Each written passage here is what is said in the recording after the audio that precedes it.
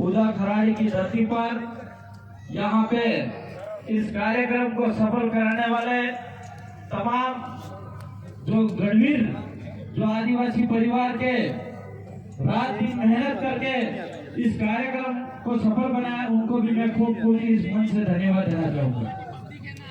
साथियों, मैं कुछ कम समय में निपटूंगा। आज जो हमारे आरक्षण की बात है, ये आरक्षण की जो लड़ाई है, वो आरक्षण की लड़ाई सिर्फ हमारी अकेले की नहीं है, पूरे आदिवासी समाज की है।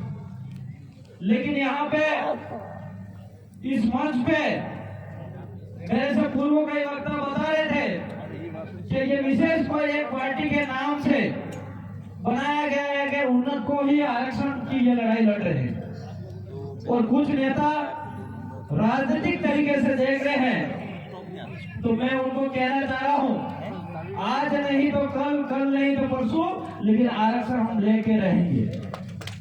और ये लड़ाई 2016 से, इससे पहले से हमारे पुरखे भी लड़ते आए हैं, और इसके बाद यहाँ पे जो अभी हम जिंदा है वो भी लड़ाई लड़ रहे हैं। और एक उदाहरण बताना चाहूंगा मैं, 2016 के अंदर जब सबसे पहले दिल प्रदेश विद्यार्थी मोर्चा जो बना, हमारे बीच में राजकुमार जी और क्रांति भाई आदिवासी भी है, और सबसे पहले प्रेसिडेंट में खड़ा हुआ था।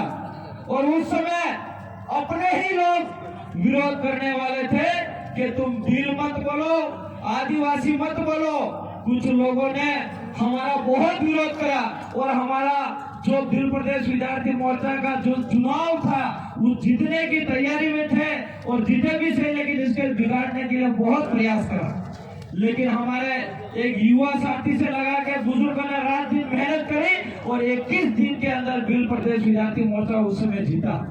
और जीतने के बाद जो लोग विरोध कर रहे थे वो भी हमारे जादव पर आए और हमारे मंच पे आए।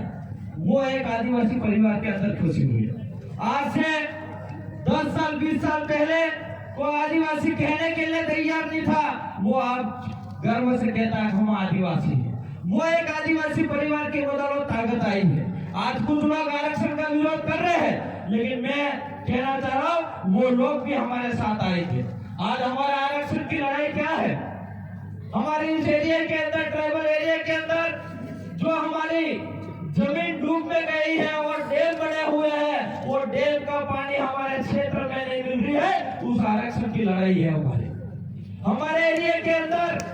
जो खनिज विभाग के अंदर जो माइंस है, उस माइंस का पैसा हम लोगों को नहीं मिल पा रहा, और बाहर के लोग कमाई करके जा रहे हैं, उसके आरक्षण की लड़ाई है। साथियों, हमारे ट्राइबल एरिया के अंदर जो जमीन है, जो हमारे पुरखों ने कब्जा करके रखा है और हम लोगों ने कब्जा कर रखा, अभी तक इस जमीन को हमको खातेदारी नहीं मिली है, और इसकी हमारी आरक्षण की लड़ाई है। आज तक यहाँ इस ट्राइबल एरिया के अंदर कई सारे एनजीओ संस्था आई है, और यहाँ पे हमारे युवाओं को, बेरोजगारों को नौकरी नहीं दी जाती है। उस नौकरी दिलाने की आरक्षण की लड़ाई है। ये लड़ाई हम लोग लड़ रहे हैं, लेकिन यहाँ पे कोई, मैं किसी पार्टी का नाम नहीं लेना चाहूंगा, लेकिन नेशनल 2 पार्टियां इस बात का समर्थन नहीं कर रही। साथियों, हमारे इस एरिया के अंदर जो अच्छी शिक्षा मिलनी चाहिए, वो शिक्षा हमारे इस ट्राइबल एरिया के नहीं मिल रही है, उसकी लड़ाई है।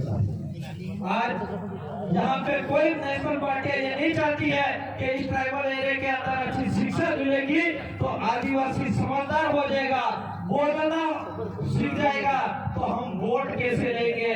वो नेता कभी नहीं चाहेगा कि इस एरिया के अंदर अच्छी शिक्षा हो। ये सिर्फ हम लोग ही है जो समाज की जादव पे बैठने वाले, और जितने युवा साथी है वही एक समाज को सुधार की बात करते हैं और शिक्षा की बात करते हैं।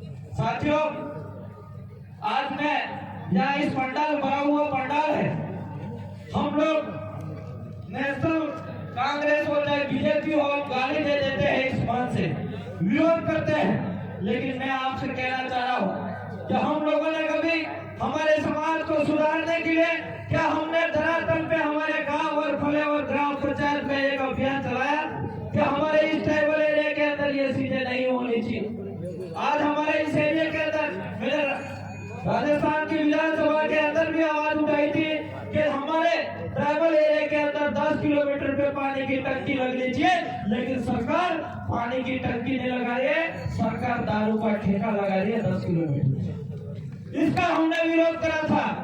और अभी कुछ समय पहले आपने देखा भी होगा, मैंने तो वेल्डिंग भी लगा दिया था, ताला भी लगाया।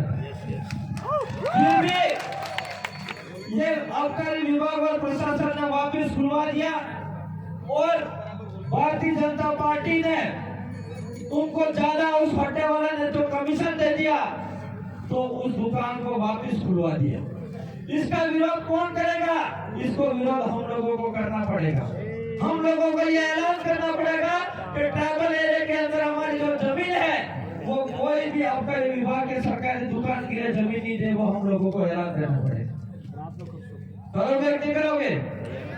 और सबसे पहले हमारे ट्राइबल एरिया के अंदर दारू पीना बंद करना पड़ेगा। दारू पीना चाहेगा। और कई लोग तो मेरे ठेका बंद कराया तो मैसेज करते हैं कुछ भाई, पता नहीं कहते कि इस एमएलए के दारू के ठेके हैं, जबकि आज तक मेरा कोई ठेका नहीं है। और ये मैसेज कौन करवाता है?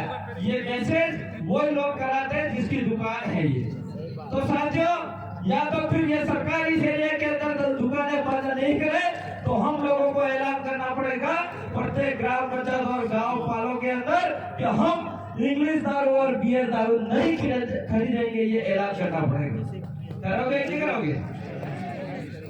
आज शादियों में अभी बहुत सारी शादियां होगी, एक शादी में आप एक 2 लाख की दारू की खरीदारी करोगे। आज उनका टारगेट पूरा हुआ है।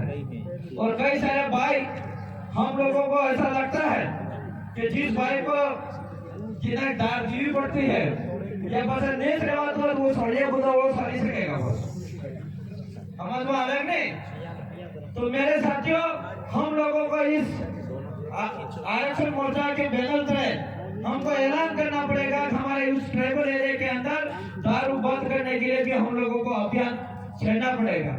हमारे ट्राइबल एरिया के अंदर आज कई सारी जमीनें जा रही है, ये बिक रही है, वो बिक रहे हैं, वो जमीन को रोकना पड़ेगा, हमारे भाइयों को समझाना पड़ेगा। आज उदयपुर के हम कह रहे हैं कि चारों तरफ से हवेली बन गई। आज हवेली कैसे बनी? क्या ये किसकी जमीन थी? इस जमीन को हमारे भाई थे और हमारे भाइयों ने जमीन बेची, तब जाके उसने खरीदी और उसने बिल्डिंग बनाई। हमारे भाइयों को समझाना पड़ेगा कि आपको जमीन नहीं बेचनी होगी, अगर आपकी पीढ़ी को जिंदा रखना है तो ये जमीन मत बेचना, ये समझाना पड़ेगा। हम लोग यहाँ पे मंच पे बोलने से हमारा समाज का नहीं हो सकता कल्याण, ये मैं मानता हूँ। इसलिए मैं ज्यादा बातें नहीं करके, समय बहुत कम है और जाना भी है, चिट्ठी आने के बाद भी 2-3 मिनट बोल के मैं मेरी बात को यही विराम करूंगा। मेरी बात को सुना इसके लिए खूब खूब धन्यवाद, शुक्रिया।